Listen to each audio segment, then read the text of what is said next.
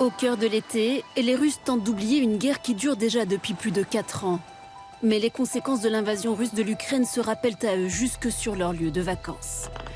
Sur ces images, un drone s'échoue à quelques mètres des baigneurs dans une station balnéaire de la mer Noire. 7 morts, dont 3 enfants selon le décompte officiel russe. En Crimée, annexée par la Russie, les touristes savent que leurs vacances peuvent tourner au cauchemar à tout moment. À minuit, des drones volaient. Mon enfant a eu peur, alors je lui ai dit « c'est probablement un avion ». Et puis les tirs ont commencé. Devenus experts en fabrication de drones, les Ukrainiens multiplient les attaques. Centrales électriques et raffineries russes sont ciblées en priorité par Kiev. Conséquences directes, des pénuries, des coupures électriques et des difficultés au quotidien pour les citoyens russes. Comme ici, dans cette file d'attente pour un repas chaud. On prépare des repas chauds pour les gens parce qu'avec ce qu'il se passe, tout le monde n'a pas la possibilité de cuisiner des plats chauds sur des plaques électriques. On aide environ 200 personnes par jour. Harceler et démoraliser la population russe. Sur ces images, le bombardement des entrepôts de Wildberries, l'équivalent russe d'Amazon. Cette stratégie inquiète désormais au plus haut sommet de l'État, à commencer par la gouverneure de la Banque centrale russe. Les données actuelles indiquent que la hausse des prix des carburants commence à se répercuter sur les prix d'un large éventail de biens et de services. Comme on pouvait s'y attendre, cela a eu une incidence sur les anticipations d'inflation qui ont nettement augmenté en juillet. Alors que les attaques touchent désormais tout le territoire russe et non plus seulement les villes frontalières avec la Russie, que cherche l'Ukraine? Cette stratégie de harcèlement à grands moyens de drones est-elle efficace? Est-ce qu'elle peut véritablement fragiliser Vladimir Poutine?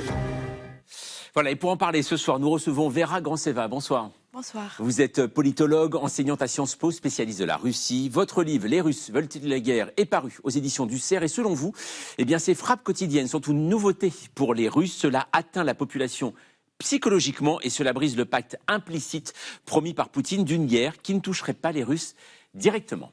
À vos côtés, Paul Gogo, bonsoir. Bonsoir. Vous êtes journaliste, ancien correspondant à Moscou. Votre livre, Moscou Parano, la Russie de Poutine mise à nu, qui vient de paraître d'ailleurs aux éditions du Rocher. Selon vous, il y a aujourd'hui une forme de lassitude au sein de la société russe. Les difficultés économiques et la durée du conflit alimentent un mécontentement perceptible. Pour autant, dites-vous, la ligne du Kremlin reste inchangée. La guerre continue. Et puis, Léo Peria-Peigné, bonsoir. Bonsoir. Vous êtes responsable du laboratoire de recherche sur la défense à l'IFRI. Votre livre également, Géopolitique de l'armement, instrument et reflet des relations internationales, est paru aux éditions du Cavalier Bleu.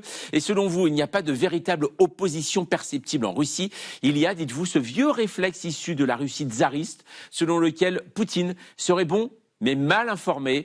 Quant aux oligarques, il ne faut pas s'attendre à une fronde de leur part. Et pour entamer ce débat, c'est avec vous, Paul, et l'enseigne du jour. Wildberries, le géant russe du commerce en ligne, très populaire en Russie, plus de 60 milliards de dollars de chiffre d'affaires. L'Ukraine vise en ce moment ses entrepôts avec des drones, objectif porter un coup presque fatal à l'économie russe, en s'attaquant donc à cet équivalent d'Amazon.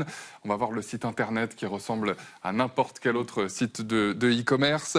Beaucoup d'entreprises, de petits commerces en Russie s'y fournissent. Cette plateforme est aussi un maillon de la chaîne logistique d'approvisionnement militaire.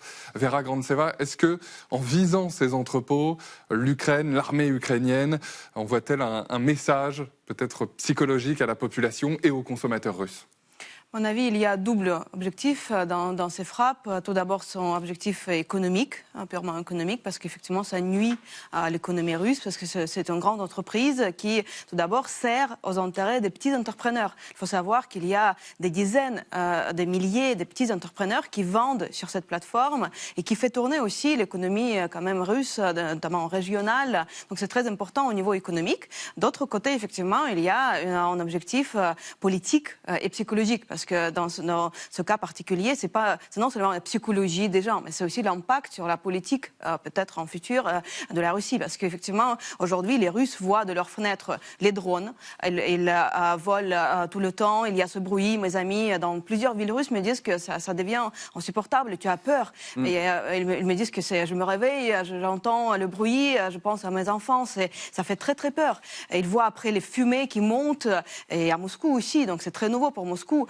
il y a maintenant de plus en plus de gens qui minimum parlent ou envisagent de partir de la Russie. On sait qu'il y avait une hausse de requêtes sur Internet qui était égale au septembre 2022 de requêtes comment partir de la Russie. Donc il y a un effet aussi psychologique, mais qui peut avoir un impact sur la politique russe. Paul Gogo, vous étiez à Moscou il n'y a pas si longtemps que ça. C'est vrai, ça? Est-ce que vous l'avez constaté justement? On se souvient de cette attaque massive dans la banlieue de Moscou et notamment ces panaches de fumée gigantesques sur la capitale russe. Aujourd'hui, il y a une crainte.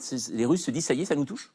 Oui, les choses ont totalement évolué parce que moi, toutes ces années, quand j'étais à Moscou, quand des drones finalement frappaient un bâtiment, tombaient en grande périphérie de la capitale, c'était quasiment un fait divers en quelques lignes dans la presse en fait. Donc on le voyait plus ou moins passer, mais ça finissait dans des champs, dans des arbres, il n'y avait pas vraiment de victimes, c'était pas visible. Là, c'est visuel. Enfin, je veux dire, les images qu'on a eues de ces derniers temps, c'est des nuages noirs gigantesques en périphérie, plutôt proche finalement du centre-ville de Moscou. Des sons, on entend, on voit, on sait qu'il y a des victimes aussi.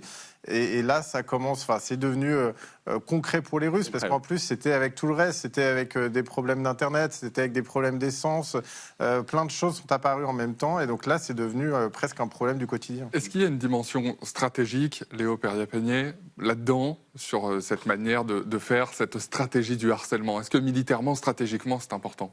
Alors, il y en a plusieurs qui peuvent se faire d'une différente manière.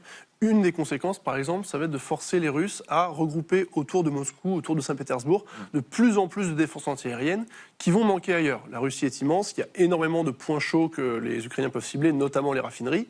Ces défenses antiaériennes, si elles sont autour de Moscou, si elles sont montées sur ces grandes tours qu'on a vu fleurir dans la banlieue de Moscou, elles ne sont pas ailleurs. Donc elles offrent des opportunités aux attaques ukrainiennes ailleurs. Il y a aussi l'idée que, c'était la rhétorique qu'utilisait les Ukrainiens en disant que Wildberries était utilisé pour notamment se fournir des composants électroniques utiles pour la fabrication de drones. C'est ce qu'a dit Volodymyr Zelensky en effet. Il disait aussi c'est frappé à cause de ça. Ouais. Dans quelle mesure c'est dimensionnant, je ne sais pas. Néanmoins, c'est très probablement une réalité. Et ça va avoir une influence petit à petit effectivement sur le russe de tous les jours qui souvent, dans ses posts sur les réseaux sociaux, a l'air d'être surpris de se retrouver en guerre. Parce que on nous a promis que la guerre ne serait pas chez nous. Ouais. Et chose intéressante à côté de ça, vous avez d'autres acteurs plus petits que Wildberries comme Ozone, qui aujourd'hui, par exemple, refusent de livrer dans certaines parties de la Russie, notamment en Crimée, en disant « nous ne livrons qu'en Russie ». Sous-entendu, la Crimée ne fait pas partie de la Russie, ce qui est assez intéressant. Oui, en effet. Alors, Vera Granceva, justement, cette cible, j'allais vous poser la question sur la Crimée. On sent que là, c'est vraiment une cible prioritaire pour Kiev. Pourquoi? Parce que là aussi, il y a un côté psychologique, on va dire. Alors, on sait que c'est une station balnéaire. Hein. Enfin, beaucoup de Russes partent en vacances en Crimée. Est-ce que c'est véritablement là, on est dans la guerre pour reprendre le territoire, ou alors une nouvelle fois pour montrer un impact psychologique et faire peur? À mon avis, il y a deux aspects. Un est militaire, parce que aussi, il ne faut pas oublier que l'Ukraine était attaquée de la Crimée aussi depuis très longtemps. Donc, il veut aussi chercher à éliminer ce danger qui venait de la Crimée, parce que la Russie aussi a établi beaucoup là-bas des armements qui tiraient aussi depuis donc 2014, depuis qu'ils ont annexé. Voilà. Et deuxièmement, effectivement, il y a l'aspect symbolique pour la politique, parce qu'on sait que Poutine a pris la Crimée sans aucune goutte de sang. C'était une grande victoire, géopolitique. Tandis qu'aujourd'hui, on voit que 10 ans plus tard, la guerre est arrivée en Crimée. Les Ukrainiens arrivent à effectivement bloquer, en fait, il y a une sorte de blocage de cette péninsule maritime du côté de la mer, mais aussi du côté du nord. Oui. Ça veut dire qu'aujourd'hui, la route qui a approvisionné la Crimée, la route du nord, de Donbass jusqu'à Janko, elle est bloquée. C'est impossible de traverser cet espace et amener des armements, mais aussi les aliments pour les habitants de la Crimée. Donc la seule voie qui reste, c'est le pont du Crimée, qui est aussi en cible. Donc les Ukrainiens font tout. Été visé en plus. Exactement. Ouais. Les Ukrainiens font tout pour montrer que tout ce que Poutine a promis, en fait, ça ne fonctionne pas. Ouais. Tous ces plans, ça tombe à l'eau à partir de 2014. Alors on va voir avec notre archive du jour qui est un peu comme de l'écho actuellement, puisqu'on va aller en mai 2022, quelques semaines après le début de la guerre. Contrairement à ce qu'on pouvait penser, l'Ukraine résiste véritablement à l'invasion russe et d'une façon assez efficace, notamment en utilisant une tactique qui, 4 ans plus tard, reste la même. Dans le ciel de la région de Belgorod en Russie, des missiles ukrainiens. C'est déjà le 3e. Ceux-là ont touché le village de Soloki la nuit dernière. Pour la première fois, des frappes ukrainiennes sur le sol russe ont fait un mort et plusieurs blessés, selon le gouverneur de la région. L'armée ukrainienne a déjà mené plusieurs raids stratégiques à la frontière russe à l'aide d'hélicoptères ou de drones pour détruire des dépôts de munitions ou de carburant. Frapper une base arrière, ça contribue à asphyxier une partie du corps expéditionnaire russe. C'est-à-dire empêcher les Russes de s'approvisionner facilement en carburant, en munitions, en véhicules, en hommes. On voit désormais des frappes de drones, d'artillerie, parfois à 1000 km du front, à l'intérieur vraiment de la Russie. Léo Peria-Peigné, est-ce que cela montre peut-être la capacité nouvelle de l'Ukraine à frapper là où elle veut ? Ce qui va être très intéressant, c'est que ces capacités-là, pour l'armement moderne, comme en disposent les armées occidentales, il est relativement classique. Ce qui est très intéressant, c'est que ces armements ont été refusés à l'Ukraine de la part de ses soutiens. Donc, qu'a fait l'Ukraine ? Notamment américain. Voilà. Elle s'est basée sur son propre savoir-faire technologique et son dynamisme techno-industriel pour produire ses propres systèmes. Avec un coup de pouce, ça et là, d'entreprises occidentales. Néanmoins, elle dispose aujourd'hui de ses propres vecteurs qu'elle maîtrise, qui ne sont pas soumis à la validation par les partenaires, qui a longtemps été un gros point bloquant. On se rappelle qu'il y a encore 2 ans, les partenaires européens, enfin occidentaux en général, étaient très réticents à laisser l'Ukraine frapper les raffineries russes. Oui. Or, on voit que ça fonctionne. Et ça a un effet assez direct sur comment la Russie réagit, alors que les Européens avaient très peur d'une escalade qui, n'a pas l'air de venir à l'heure d'aujourd'hui. Oui. Paul Gogo, par rapport à l'état d'esprit des Russes, 4 ans après le début de cette guerre, au début, cette guerre était considérée comme assez lointaine pour la population. Est-ce que c'est toujours le cas ? Et est-ce qu'ils soutiennent toujours ou pas ce conflit avec les Ukrainiens ? C'est toujours intéressant de penser à cette question-là parce qu'on a l'impression que c'est un bloc monolithique, la Russie, qu'en fait ça n'évolue jamais cette opinion publique, alors qu'en fait, si, c'est juste que comme il y a peu de médias pour donner la parole aux Russes, c'est compliqué de s'en rendre compte.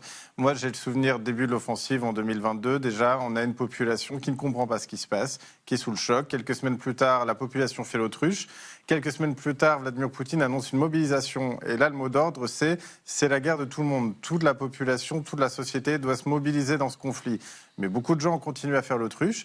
Et là, effectivement, eh bien, de plus en plus, on voit des gens... Alors, après, il y a eu l'arrivée de Donald Trump au pouvoir, qui a sonné un petit peu comme un espoir pour les Russes qui se sont dit, là, ils vont réussir à négocier, on va l'atteindre, notre cessez-le-feu. Ça n'a pas fonctionné. Donc, il y a eu un coup de fatigue qu'on a beaucoup ressenti durant l'année passée chez les Russes. Et puis là, on en arrive dans cette situation où la guerre est arrivée jusqu'à eux, avec ce que vous disiez, qui est très juste. J'ai oublié d'en parler aussi, mais en fait, il y a quelque chose qui revient beaucoup sur les réseaux sociaux, c'est pourquoi nous ? Pourquoi la guerre arrive jusqu'à nous ? Qu'est-ce qu'on a fait pour mériter ça ? Nous, journalistes, on voit ça, on dit, mais sérieusement, on couvre ce conflit depuis des années, vous tombez de haut maintenant.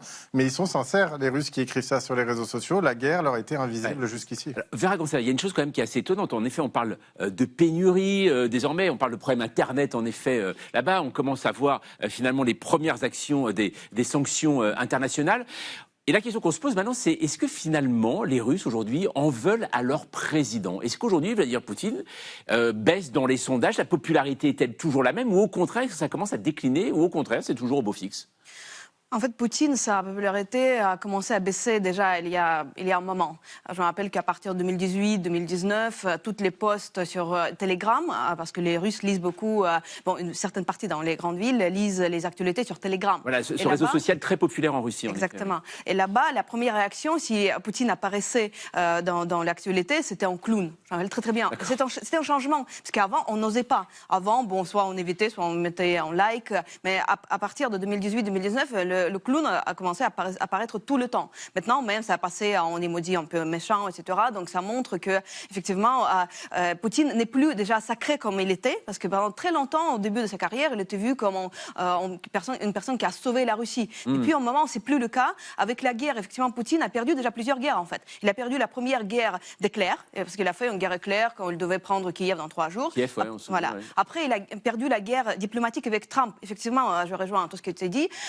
Les Russes croyaient beaucoup au fait que Trump va résoudre ce conflit. Je me rappelle qu'en 2024, 2025, mes amis me disaient « T'inquiète pas, ça va bientôt être fini, on va aller en Europe comme avant, etc. » J'étais un peu étonnée, je disais « Bon, c'est très probable, mais regardons. » Et troisième guerre qu'elle est en train de perdre, c'est la guerre d'usure. Les Russes aussi comptaient beaucoup sur ça, que c'est un grand pays qui va dans tous les cas écraser une petite Ukraine, sauf qu'on voit que 4 ans plus tard, le début du conflit, l'Ukraine arrive à fabriquer elle-même ses armes, être indépendante dans ses décisions et frapper la Russie en profondeur et amener la guerre vers la population. Est-ce que dans ce contexte, et vous parliez de guerre d'usure, le nombre de morts commence à peser sur la société russe? Est-ce que vous avez une idée? Si on regarde le bilan chiffré, plus de 2 millions de soldats tués ou blessés depuis le début de l'invasion russe en février 2022, c'est 1,4 million seulement côté russe. Est-ce que ça pèse sur la société russe en ce moment?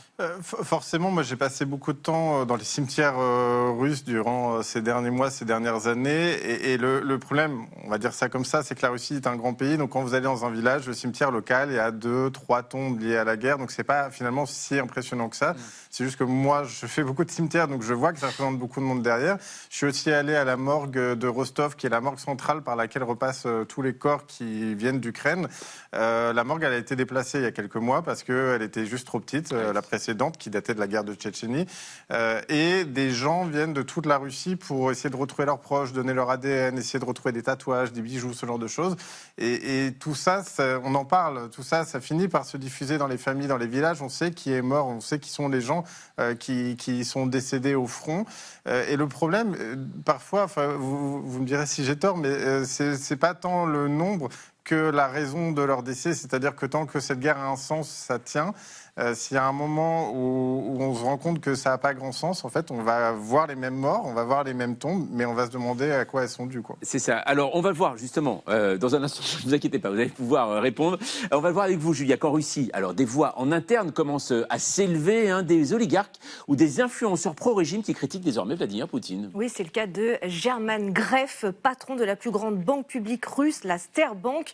Lors de l'Assemblée générale des actionnaires fin juin, il a tenu des propos jugés anti-régime. En gros, il a dit que la guerre doit cesser car l'économie est au bord de l'effondrement. Même discours tenu récemment par Andrei Melnychenko, grand industriel russe, roi des engrais, un oligarque discret, ne s'étant jamais opposé au Kremlin et dont les entreprises contribuaient à soutenir l'économie de guerre. Sauf que début juillet, le voilà qui apparaît en une du magazine britannique The Economist. Nous sommes désormais en territoire inconnu, dit-il. Les gens ont peur du chaos. Selon lui, la Russie court à sa perte avec cette guerre interminable et ses répercussions économiques. Et puis un célèbre influenceur russe va même plus loin. Il s'appelle Ilya Remeslo, jusque-là pro-Kremlin, et au mois de mars, il s'est mis à critiquer ouvertement Vladimir Poutine sur les réseaux sociaux. Poutine doit démissionner et être jugé en tant que criminel, militaire et voleur, dit-il alors sur sa chaîne, suivie par plus de 100 000 personnes tout de même. Forcément, ça a fâché au plus haut sommet de l'État. Le blogueur a d'abord été interné dans un hôpital psychiatrique avant d'être arrêté à Saint-Pétersbourg. Léo Peria-Peigné, ces élites, on le voit, et ces pro-régimes qui commencent à retourner leur veste, est-ce que ça peut fragiliser Vladimir Poutine? En fait, c'est l'illustration que la population russe, à peu près comme les oligarques, se moque de la guerre tant qu'elle ne les atteint pas. Vous avez même une proportion des oligarques et de la population russe qui a profité de la guerre, notamment via les énormes primes qui étaient versées à l'engagement et à la mort de certains soldats, ou via des enjeux de corruption dans la fourniture d'armement. Maintenant que la guerre, comme on le disait précédemment, vient à eux, s'attaque à leurs intérêts, est présente dans leur vie de tous les jours et leur fait courir un risque, et là, on la trouve soudainement beaucoup plus intolérable, ce qui n'était pas forcément le cas avant. Donc, est-ce que, dans ce sens-là, la tactique ukrainienne fonctionne? Il semblerait. Maintenant, la question, c'est est-ce que les 3 personnes qui ont été citées ne vont pas passer par la fenêtre, par inadvertance, dans les semaines qui viennent? Ce ne serait pas la première fois, de très loin. Et surtout, est-ce que ce mécontentement peut se traduire, un mécontentement qui est peut-être social, peut se traduire en politique? Ça, c'est une question qui dépend de Poutine. Vera Grantseva, est-ce qu'il y a une opposition aujourd'hui, peut-être politique en Russie, au moment où on a appris hier que l'opposant Boris Nadezhdin était à Paris, arrivé en France?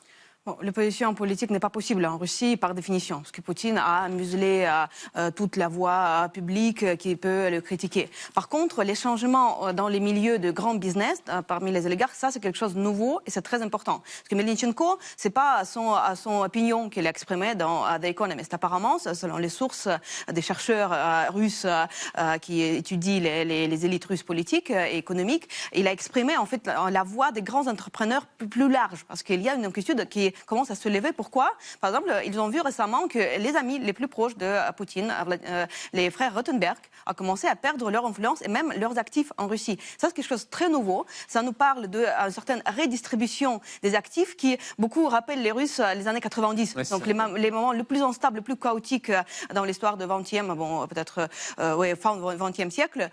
Donc ça, c'est quelque chose qui est nouveau. Ça veut dire que les entrepreneurs commencent à s'inquiéter pour leur futur, pour leurs actifs, pour leur sécurité. Et bon, effectivement, ils ne peuvent pas renverser Poutine du jour au lendemain. En même temps, Poutine vieillit, il n'est plus si fort que ça. Donc peut-être ils vont aussi essayer de passer à l'acte à un certain moment. Alors vous avez parlé des proches politiques, on va aussi parler des proches au niveau diplomatique. Exactement, parce que la question qui se pose dans ce contexte, c'est celle de savoir si la Russie peut encore compter sur des alliés ou si le Kremlin s'est progressivement isolé. Le 25 juillet dernier, le président du Kazakhstan, Kassym-Jomart Tokayev, a semblé jeter le trouble au point de demander à Vladimir Poutine de geler la guerre en Ukraine.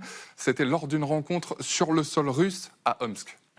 Я не буду скрывать, что ко мне поступает много сигналов из Европы, из Соединенных Штатов Америки. Я знаю, что вы проявили максимум дипломатической гибкости во время встречи в Анкоридже на Аляске. Это просто мое скромное мнение, коль скоро ко мне обращаются. Может быть, этот конфликт уже стоит заморозить и вернуться к Стамбульской.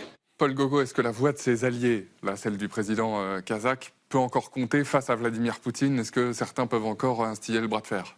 Je pense que pour Vladimir Poutine, c'est avant tout... Alors, dans ce genre de rencontre, il a toujours un peu la main quand même sur la rhétorique et on ne sait jamais... Enfin, j'ai toujours du mal à comprendre quelle est la part de mise en scène, de voilà. Mais le fait est que pour Vladimir Poutine, il y a au moins un constat que... ces liens avec ce qu'on appelait, encore quand je suis arrivé en Russie il y a si longtemps, en 2017, l'étranger proche, ces liens, ils fonctionnent de moins en moins bien.